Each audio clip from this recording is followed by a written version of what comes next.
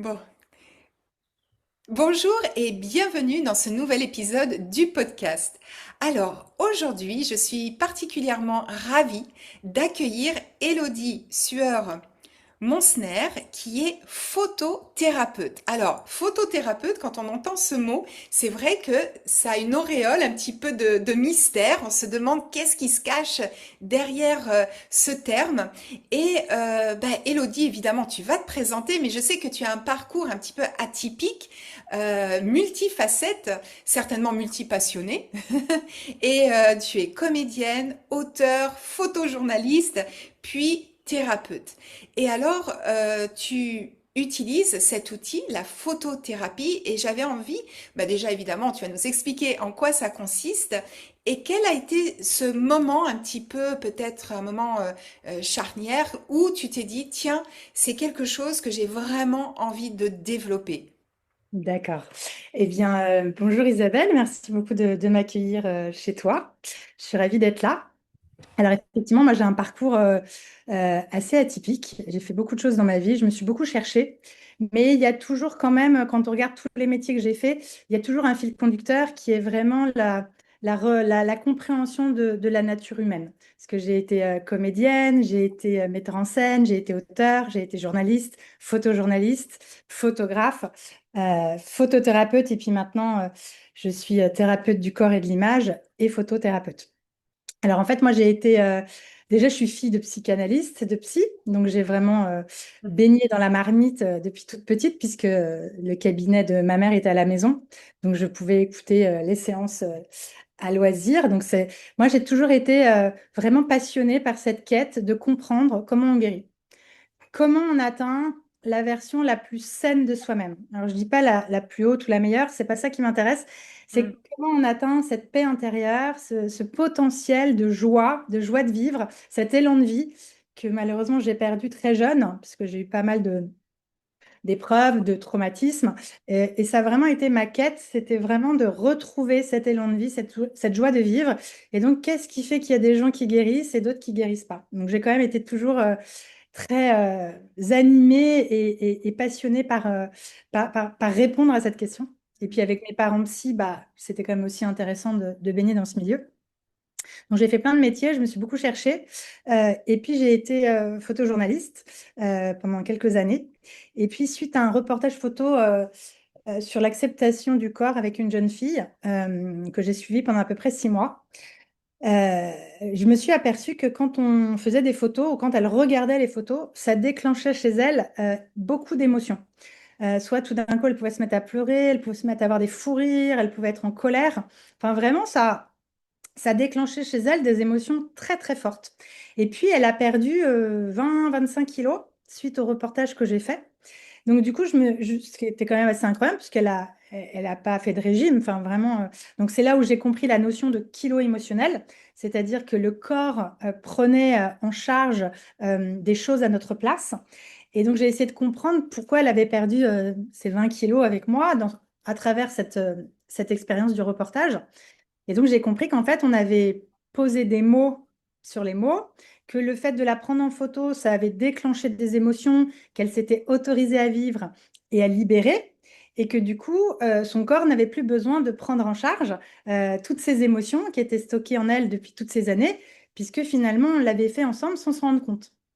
Donc, c'était assez incroyable. Et donc, c'est là où j'ai compris que l'image, au-delà même de la photo, je dirais l'image, est un puissant révélateur d'émotions, vraiment très puissant. Et sur une photo, sur une image, il n'y a pas que du visible.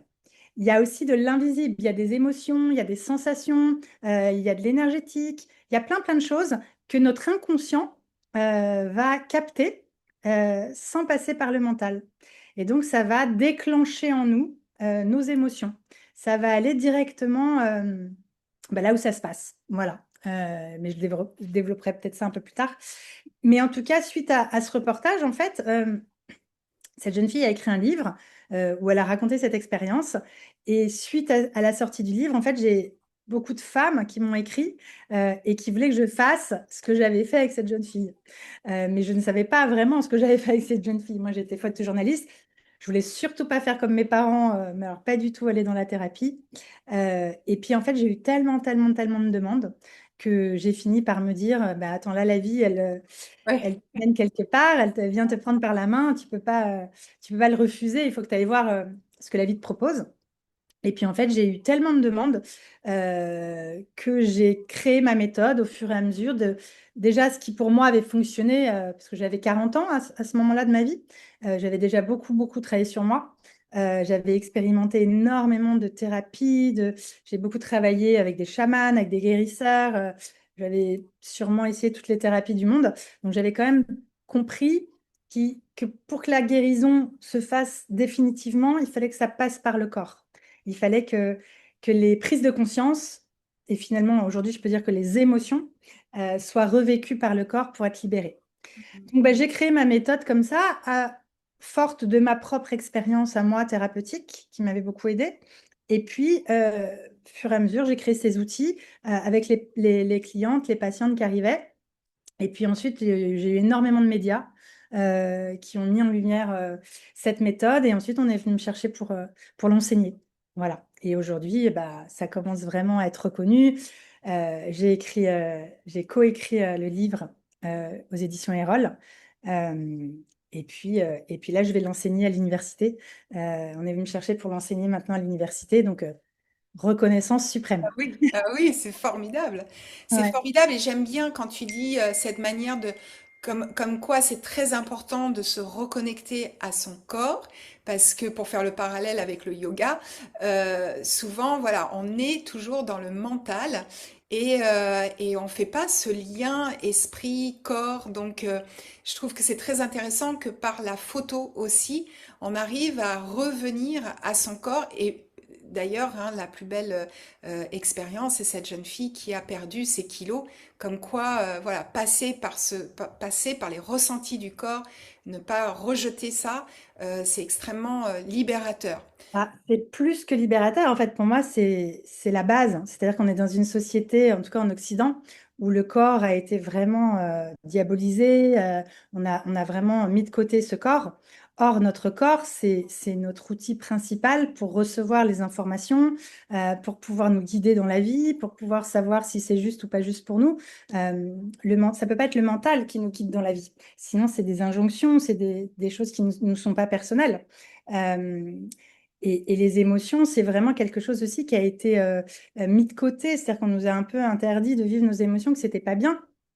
Or, en fait, si on n'est pas connecté à notre corps et à nos émotions, on ne peut pas se guider dans la vie. On ne peut pas savoir ce qui est juste ou pas juste puisqu'on n'a pas de ressenti. Et du coup, on est complètement coupé de nous-mêmes. Et la guérison, elle ne peut passer que par le corps. Puisque, en tout cas pour moi aujourd'hui, avec tout le recul que j'ai depuis toutes ces années, euh, voilà, j'ai vraiment compris qu'une émotion, et c'est pareil, les émotions, c'est pas très bien compris dans la société. Une émotion, en fait, c'est une information.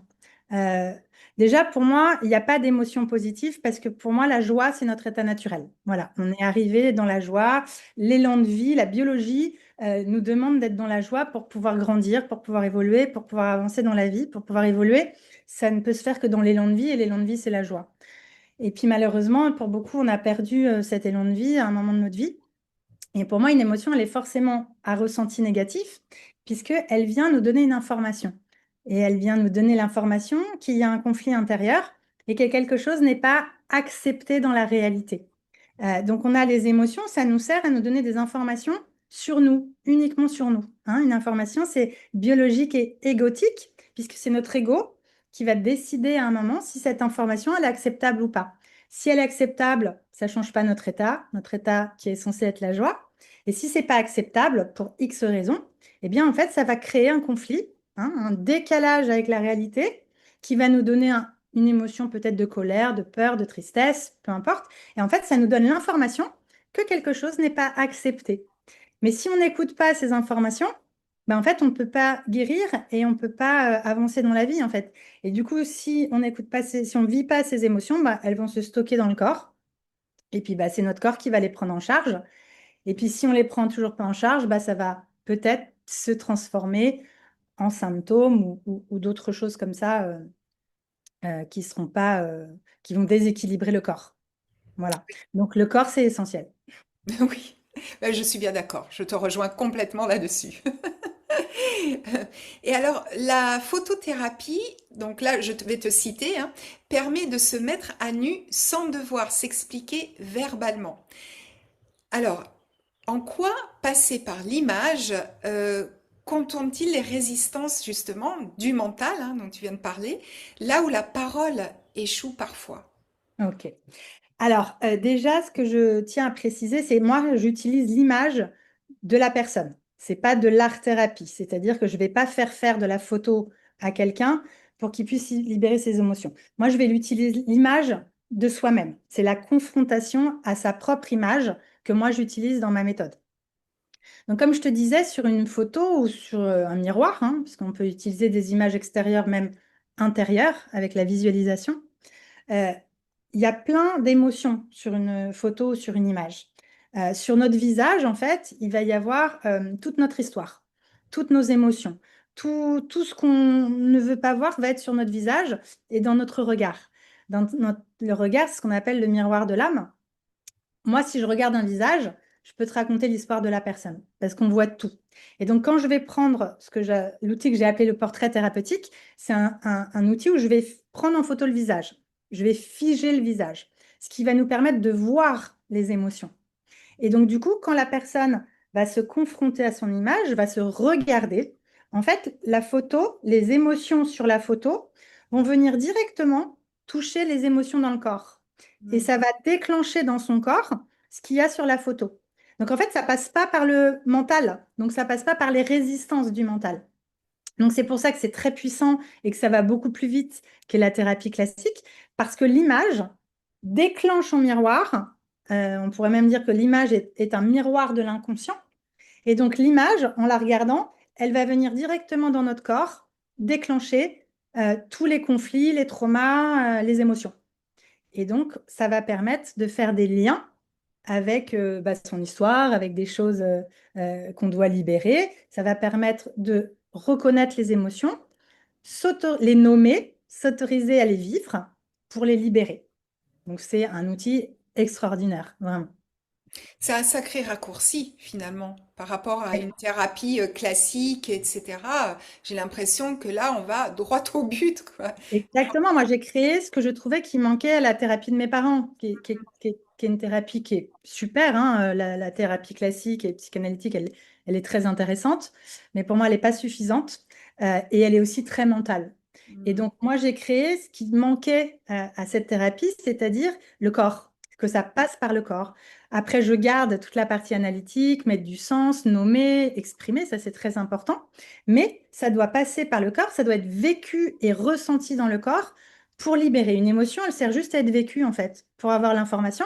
Mais si on ne la vit pas, on ne peut pas avoir l'information et on ne peut pas faire de lien. Donc effectivement, tu le dis très justement, c'est vraiment un raccourci, ça va beaucoup plus vite, ça va droit au but, tout en étant bienveillant, non jugeant, dans un cadre très sécurisant, pour pouvoir s'autoriser à exprimer des choses difficiles qu'on peut penser parfois innommable ou indicible, qu'il est souvent pas du tout. Et ça permet de gagner beaucoup de temps. Mm. Oui, parce que si je comprends bien, ça fait ressortir tout de suite une émotion. Et parfois, on peut essayer de la refouler parce qu'on n'a pas envie d'y penser. Et du coup, ça peut déclencher, comme tu disais tout à l'heure, des symptômes, des maladies, etc. Donc là, en fait, le fait de se voir tout de suite, ça vient provoquer cette émotion et du coup, on est obligé un peu de la sortir, de la libérer. Et je trouve que c'est Alors, vraiment très très intéressant. Et tu parles du coup, alors le fait de prendre le portrait, d'utiliser la visualisation. Euh, alors concrètement, comment ça se passe? Est-ce qu'il y a plusieurs séances? Est-ce que tu as une séance? Est-ce que ça dépend peut-être des personnes? Comment ça se passe concrètement? tu as tout à fait raison, hein. La plupart des gens, ils refoulent leurs émotions, en fait, hein. C'est pas souvent, c'est tout le temps. Mais une émotion, on a la chance, c'est qu'elle peut être stockée et vécue de façon différée. Donc déjà, ça, c'est une chance. Alors oui, la photothérapie ou la thérapie par l'image, je l'ai plutôt appelée aussi thérapie par l'image, c'est vraiment une confrontation bienveillante à soi-même. Donc ça veut dire qu'effectivement, c'est très juste. En fait, c'est sur la photo. Donc tu peux pas me dire que t'es pas triste. Tu peux pas me dire que tu n'es pas en colère parce que c'est là, je le vois. Donc, on est obligé d'accepter la réalité. Or, ce qui guérit, c'est d'accepter la réalité. Donc, c'est vraiment une méthode qui nous oblige à se voir en face, à se voir pour se croire et à accepter ce qui est. Et c'est dans l'acceptation de ce qui est qu'on va pouvoir revenir complètement en accord avec la réalité et aller bien. Ce qui nous permet d'aller bien dans la vie, émotionnellement, psychologiquement, biologiquement, c'est d'être dans la réalité. Donc, ça reste quand même une thérapie. Donc, il y a plusieurs séances. Je fais jamais de photos tout de suite parce que ce serait trop violent. Donc, il y a toujours une séance que j'ai appelée le diagnostic, c'est-à-dire qu'on va prendre le temps de se rencontrer, de créer le lien thérapeutique. Je vais poser énormément de questions. Je vais vraiment mener une enquête. Euh, D'où ma méthode, c'est vraiment un ensemble de journalisme, plutôt de journalisme et de thérapie. C'est vraiment un mélange de coaching et de thérapie. Et la première séance, je vais poser beaucoup de questions pour comprendre qu'est-ce qui a créé la problématique. La problématique, elle a été créée à un jour T, à un moment T, par quelque chose qui n'a pas été accepté dans la réalité, qui a créé une émotion et qui est resté bloqué. Donc moi, mon job, c'est d'aller retrouver l'événement ou l'émotion qui n'a pas été acceptée et qui est bloquée pour pouvoir accepter la réalité. Donc, il y a toujours cette première séance et je vais expliquer à la personne ce que j'ai compris et je vais pouvoir lui proposer déjà un travail concret et bien précis pour elle. Et puis ensuite, ça va dépendre de ses problématiques, ça va dépendre de jusqu'où elle veut aller travailler, mais ça reste une thérapie. Donc, une séance ne servira à rien parce que le cerveau, il a besoin d'être en sécurité, il a besoin d'être dans un espace bienveillant et sécurisant pour pouvoir laisser remonter des choses ou pouvoir vivre des émotions. Et puis, il faut qu'on crée du lien aussi pour que la personne, elle se sente en sécurité avec moi pour pouvoir le faire. Donc, très souvent, les choses, elles remontent petit à petit dans les séances, pas forcément tout de suite. Donc, ça prend quand même Oui. du temps. Mais justement, il y a une question qui me vient là. Est-ce que ça t'est déjà arrivé que quelqu'un cherche à masquer finalement et aborde, je sais pas, un super beau sourire alors qu'au fond d'elle, elle est très triste pour X raisons? Alors, oui, c'est ce qu'on appelle le masque social. Parce que quand je prends la personne en photo, elle n'a aucune raison de sourire, parce que je ne suis pas drôle. Je suis pas, voilà, il n'y a pas de raison de me sourire. Donc, très souvent, enfin, on sourit sur les photos, enfin, la plupart des gens, hein, c'est ce qu'on nous demande de faire depuis qu'on est petit, c'est pour faire croire qu'on va bien, Ouais. qu'on est heureux. Mais c'est rarement le cas, en fait, malheureusement. Donc, un sourire sur une photo, alors ça peut être vrai sur des photos spontanées, hein, je ne dis pas que tout le monde est malheureux, mais en tout cas, oui, il y a beaucoup de gens qui sourient, c'est pour masquer quelque chose, bien évidemment. Au contraire, moi, quand on me sourit sur une photo dans mon cabinet, je me dis, Ouais. qu'est-ce que cette personne me cache? De quoi elle me détourne? Oui, oui, bien évidemment. Mais de toute façon, le regard ne trompe pas, hein. Donc, la réalité, elle est dans le regard. Donc, Oui. ça, je le verrai très rapidement. Oui, oui, j'imagine. De toute façon, c'est pas un intérêt. Enfin, quelqu'un qui vient me voir qui vient me voir en séance, il n'a pas intérêt à se mentir parce qu'il va perdre son temps et ça n'aura pas d'intérêt pour lui. Mais par contre, il y a aussi des gens qui peuvent être aussi en résistance. C'est ça. Je pensais plutôt à ça en fait, parce qu'évidemment, si on fait la démarche de venir te voir, c'est pour aller mieux et on sait que tu vas utiliser la photo, donc il n'y a aucun intérêt de tricher en quelque sorte. Mais des fois, je me dis un peu par réflexe, parce que effectivement, on est conditionné à aller toujours bien. D'ailleurs, on dit toujours ça va, on attend la réponse, bah oui, ça va, et on n'attend pas à ce qu'on dise, bah non, ça va pas du tout aujourd'hui. On serait démuni un peu face à cette réponse. Donc Ouais. c'est un peu dans cet esprit, tu vois, de réflexe et puis se dire, bon, la première fois, j'ose pas trop, donc Alors, les gens, ils savent qu'ils vont pas bien. Enfin, même s'ils font semblant d'aller bien dans la société, au fond d'eux, ils savent qu'ils vont pas bien. Par contre, leur ego, lui, il n'a pas forcément envie qu'ils aillent mieux ou qu'ils guérissent. Parce que notre ego, lui, il existe à travers nos blessures, il s'est construit sur nos blessures. Donc, plus on guérit, plus notre ego, il diminue. Euh, et lui, l'ego, il n'a pas du tout envie de disparaître. Donc, effectivement, il peut y avoir beaucoup de résistance quand on va dire des vérités ou quand on va dire des choses pas forcément valorisantes ou pas forcément dans l'ordre des choses. Bah là, l'ego, lui, il peut un peu se braquer, se refermer parce que lui, il n'est pas très content. Mais par contre, j'accompagne, j'explique tout ça. J'explique à la personne qu'est-ce qu'on ressent quand on se ferme, quand on se braque et pourquoi. Ça veut dire que souvent c'est très juste, mais que l'ego, il va un petit peu freiner parce que lui, il n'est pas trop content qu'on guérisse. Hmm. Oui, oui, on dit que le cerveau, hein, il aime bien quand on va mal. C'est pas qu'il aime bien quand on va mal, c'est qu'on a construit notre identité sur nos blessures et que si tout d'un coup nos blessures elles disparaissent, bah notre ego il va dégonfler. Et donc lui, c'est pas du tout dans son intérêt. Donc il y a deux chemins hein, dans la vie. Il y a le chemin de l'ego et puis il y a le chemin de l'âme. Donc de la chemin de la peur et le chemin de l'amour. Donc il y a un moment, c'est qu'est-ce qu'on choisit? Est-ce qu'on choisit de s'aimer plus ou de rester dans la peur? Voilà, c'est toujours cette question. Qu'est-ce que je ferais si je m'aimais un peu plus? Hmm. Ouais, ça c'est une grande question parce qu'en Mm. général, surtout pour les femmes, c'est difficile de s'aimer. Voilà, on donne beaucoup aux autres, on prend peu de temps pour soi. Donc c'est un grand et vaste sujet. Ouais. Et on nous apprend surtout à nous détester dans la société patriarcale. Donc, c'est compliqué pour les femmes de se donner du temps, de la valeur, de se reconnaître et de s'aimer. En fait, ça s'apprend. Oui, ça s'apprend et puis c'est vrai que parfois, même dans cette phase d'apprentissage, on peut avoir un sentiment de culpabilité.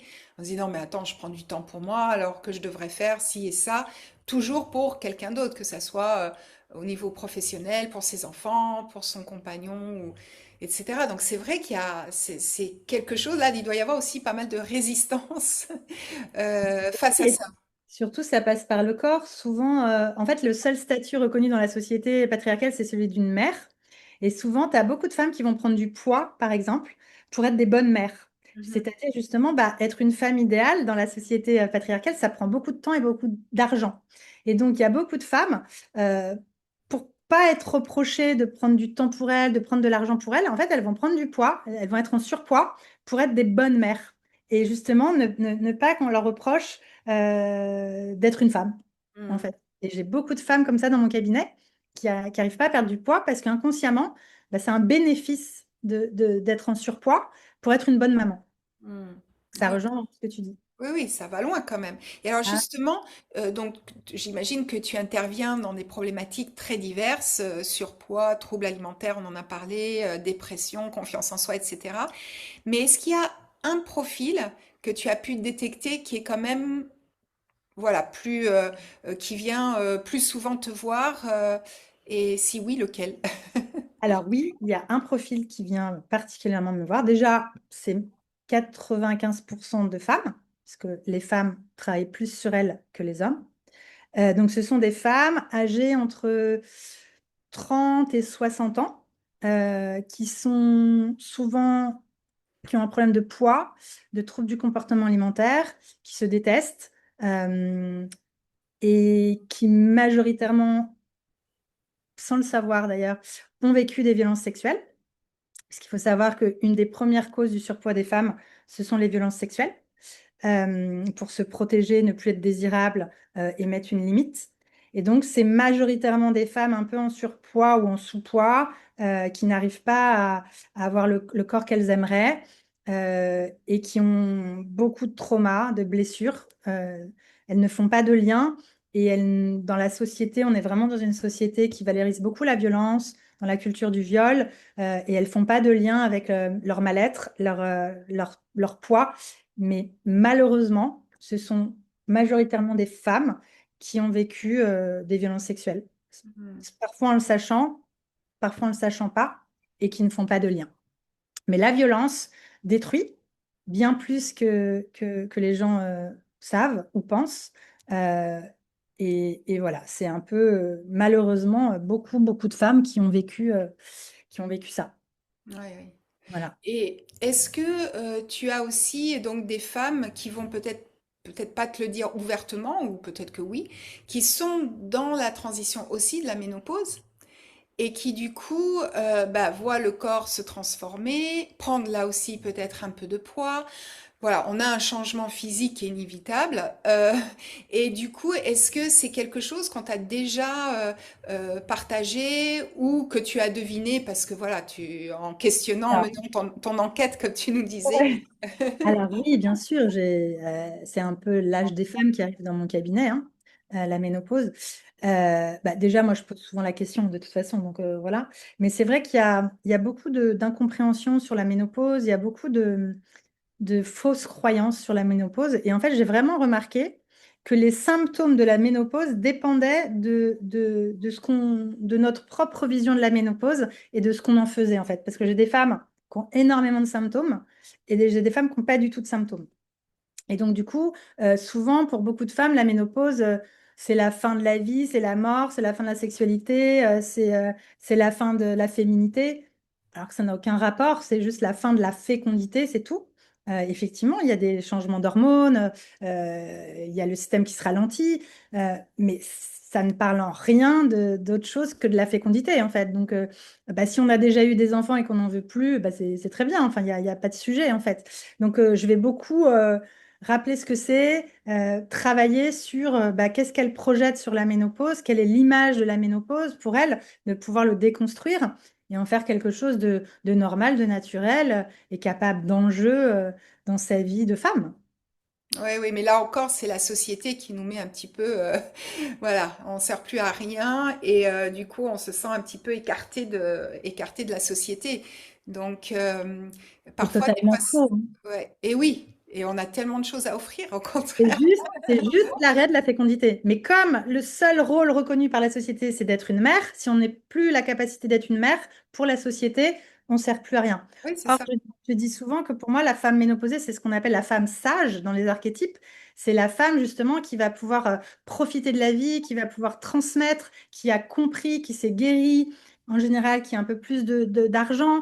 Donc, qui va vraiment pouvoir, pour moi, c'est le meilleur âge de la vie parce que parce qu'on va bien en général, parce qu'on s'est guéri, parce qu'on a élevé les enfants, parce qu'on a de l'argent, parce qu'on va... Enfin, c'est génial d'arriver à cet âge-là, parce que quand on a la chance d'arriver à cet âge-là, c'est qu'on va vraiment pouvoir profiter de la vie et transmettre ce qu'on a compris de la vie aux autres aussi. Donc, c'est un Oui, super âge. exactement. Et puis moi, ce que je dis souvent aussi, cet espace qu'on avait de créer un autre être humain, bah maintenant, il nous revient à nous.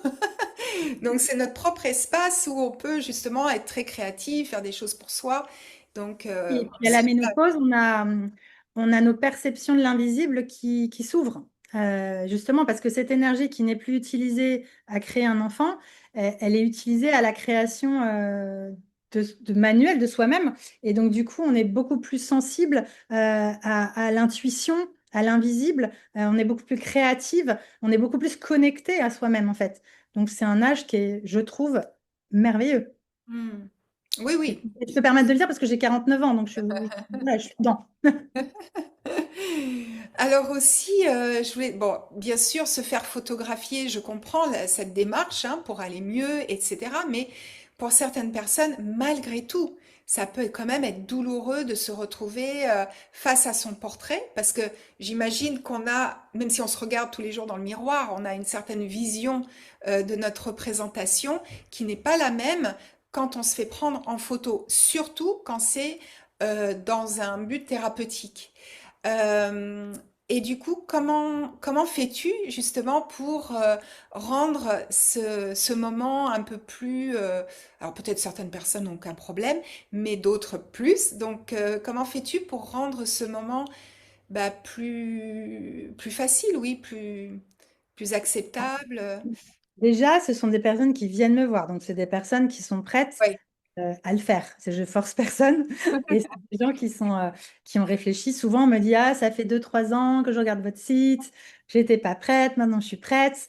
Donc voilà, il y a déjà quand même souvent un temps qui a passé où les gens ont vraiment mûri, maturé ce moment. Euh, ensuite, c'est de la photographie, c'est de la photo thérapeutique. Ça veut dire que la photo qu'on va prendre ne reflète pas ce qu'est la personne. C'est-à-dire que ce jour-là, à ce moment-là, l'inconscient vient montrer quelque chose, vient montrer ce que la personne, elle doit venir travailler. Donc le portrait thérapeutique ou les photos que je vais faire ne ressemblent pas forcément à la personne dans la vie de tous les jours. Par exemple, j'ai une patiente qui est très féminine et quand on a fait son portrait thérapeutique, on aurait dit un homme. Ah Elle oui. venait travailler quelque chose de son masculin. Hein, il faut savoir aussi que je sépare le visage en deux. et je vais travailler sur les archétypes masculins et féminins parce qu'on a deux visages différents en fait. Quand on sépare le visage, le féminin et le masculin sont très différents dans ces archétypes. Donc ça nous permet aussi de faire des liens avec la mère, avec le père, avec la femme, avec l'homme, la petite fille, le petit garçon. Donc ça nous permet d'aller encore plus profondément dans le travail, mais ça reflète pas ce qu'on est tous les jours. C'est vraiment de la thérapie. Donc déjà, il faut créer un cadre bienveillant, sécurisant dans laquelle la personne va pouvoir se sentir suffisamment en sécurité pour pouvoir accepter de dire ou de lâcher des émotions ou faire des liens avec des événements un peu difficiles. Et ça, c'est ce qu'on va créer dans la première séance. On va créer ce qu'on appelle le lien thérapeutique, c'est-à-dire le cadre qu'on va poser ensemble, c'est-à-dire que la personne va voir que je suis accueillante, sécurisante, à l'écoute, bienveillante, que je ne juge pas, qu'elle peut dire ce qu'elle veut, qu'il n'y a rien qui est jugé et que tout est accueilli comme il doit l'être, sans aucun jugement. Donc, c'est pour ça que cette première séance, elle est très importante pour pouvoir ensuite faire les autres outils. Et donc, si la personne se sent en confiance avec moi, eh bien, elle va pouvoir déposer en toute sécurité ce qu'elle doit déposer en voyant la photo. Et puis, j'explique aussi à l'avance comment ça va se passer. Je pose le cadre. Elle est toujours évidemment volontaire. Mais tu sais, les gens qui viennent me voir, c'est des gens qui ont vraiment envie d'avancer. C'est des gens qui ont...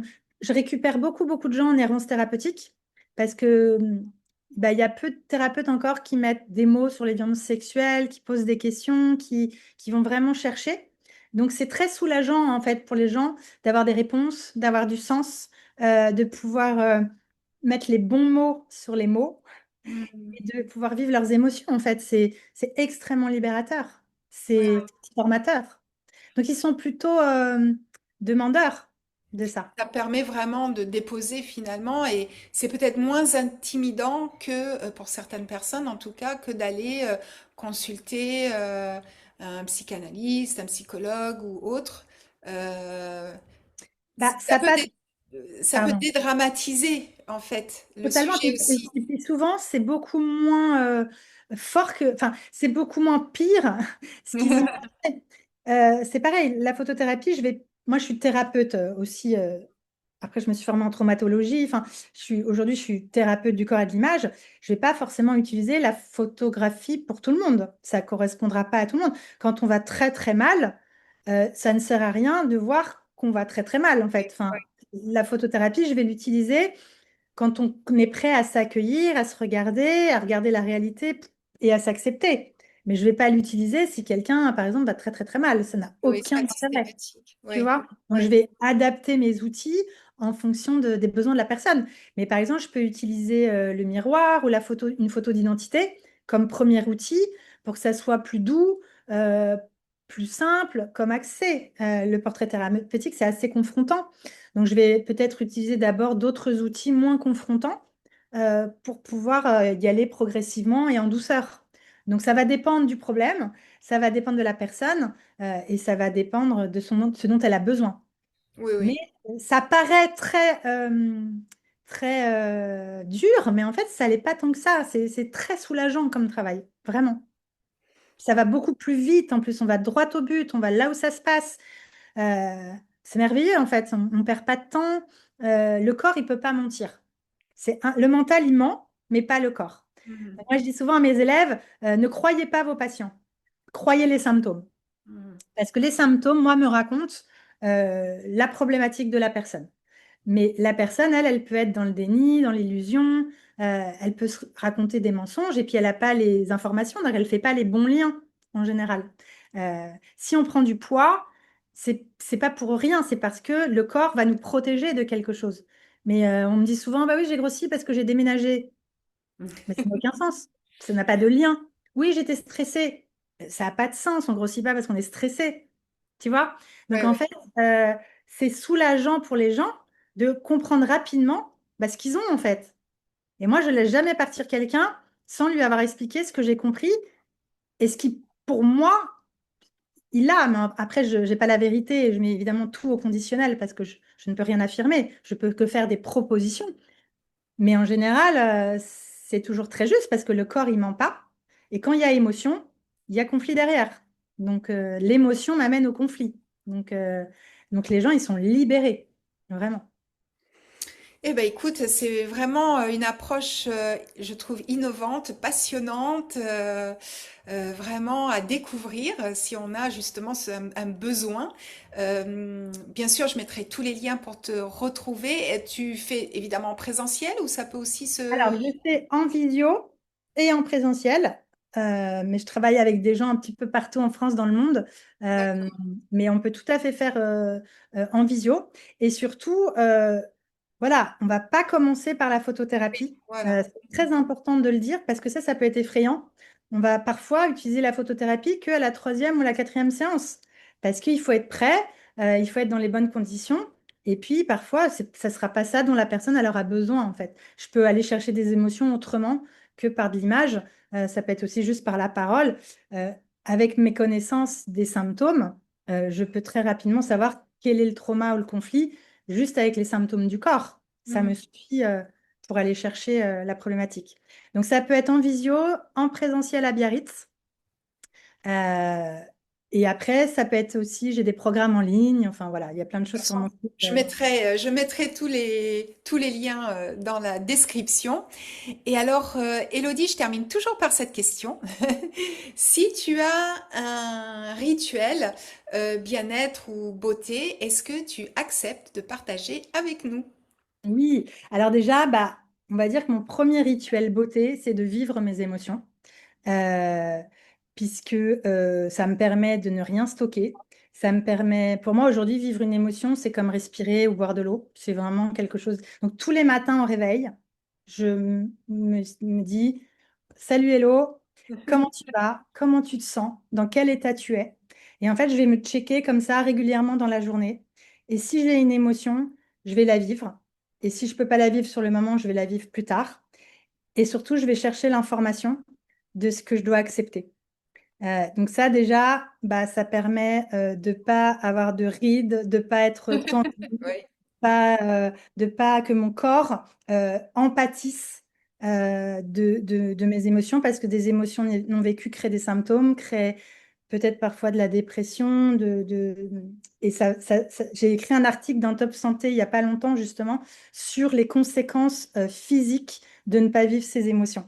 Ça crée bah, beaucoup de conséquences négatives sur le corps, en fait. Ça crée des tensions, ça crée beaucoup de choses euh, qui font que bah, ça détruit et ça a des conséquences. Et puis à mon âge, la plupart des femmes, en fait, on a notre système qui se ralentit. Et donc la lymphe se ralentit. Et donc c'est pour ça qu'on va un petit peu prendre du poids.